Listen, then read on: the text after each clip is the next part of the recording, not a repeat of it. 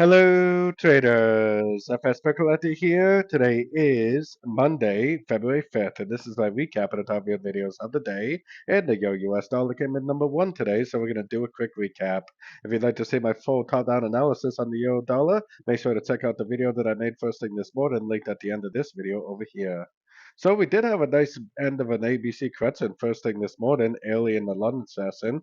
Turned out to be an amazing sorting opportunity. I expect it to go down to the 61.8, and I honestly wouldn't be surprised if it went down even further than that. So I am definitely still looking for sorts, especially because the longer time frames, the roadmap time frames, definitely do not give me any reason at all to think this trend is over.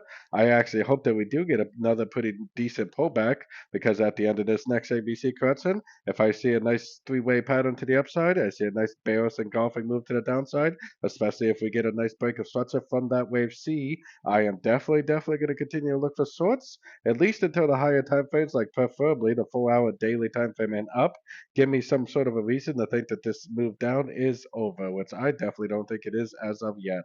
So, definitely going to continue to look for shorts in a downtrend.